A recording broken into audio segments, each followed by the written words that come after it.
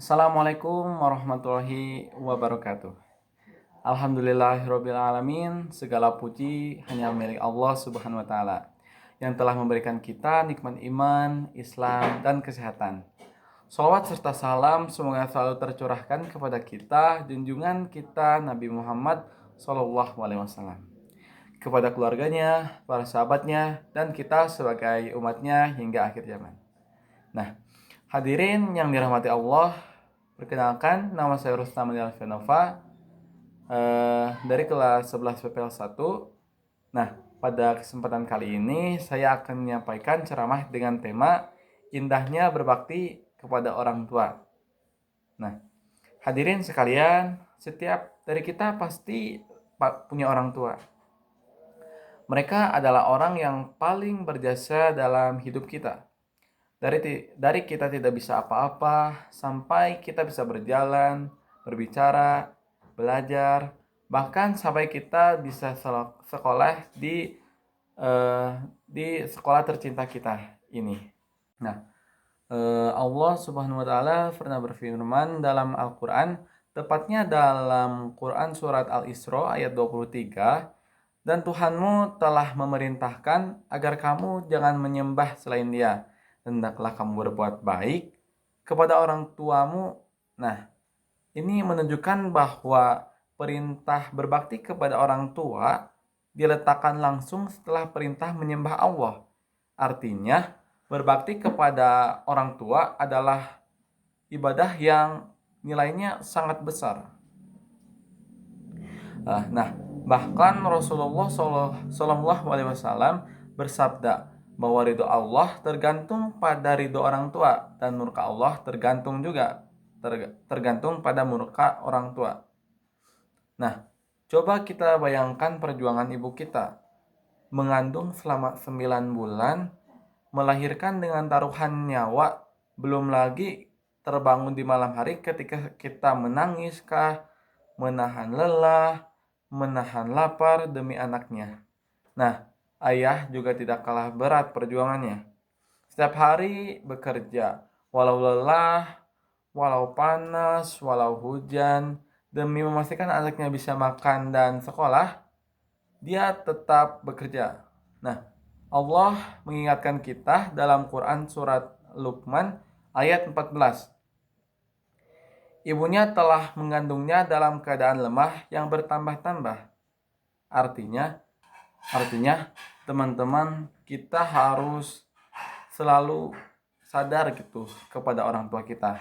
Nah, hadirin yang saya hormati, seringkali kita membalas lelah mereka hanya dengan bentakan kita, wajah dengan masam, atau sikap yang acuh tak acuh. Bahkan mereka tidak pernah lelah menyayangi kita. Nah, banyak anak-anak yang berpikir, saya akan berbakti nih, tapi nanti kalau udah sukses. Nah, padahal berbakti itu tidak harus menunggu sukses loh.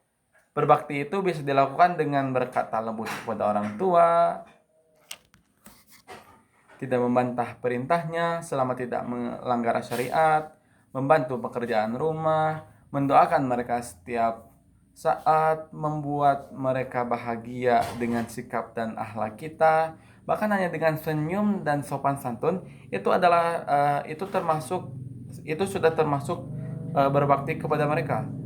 Nah, hadirin yang berbahagia, saya hanya ingin berpesan, jangan menunggu kehilangan. Banyak orang yang baru menyesal setelah orang tuanya sudah tidak ada. Dulu ketika masih ada, dipanggil pun tidak menjawab, dinasihati malah membantah, diminta bantuan pun malah mengeluh.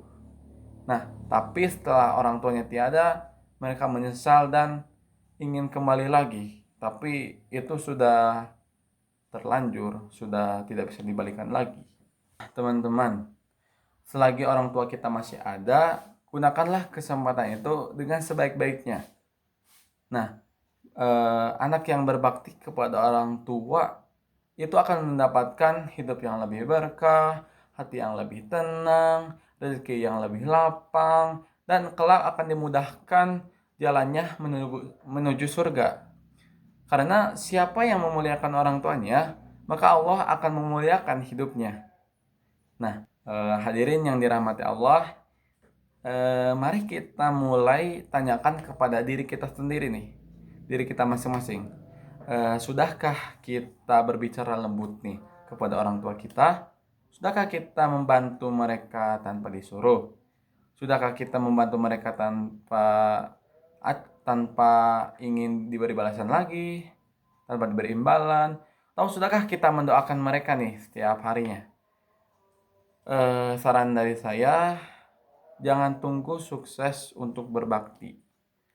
Karena berbakti itulah yang akan mengantarkan kita pada kesuksesan. Nah, mungkin itu saja dari saya. Mohon maaf bila ada kesalahan. Nah, mungkin pesan dari saya, orang tua itu adalah orang yang harus kita kagumi, harus kita sayangi, harus kita cintai, karena mereka adalah adalah orang pertama kita yang sudah kita kenal dari lahir, bahkan sebelum lahir juga.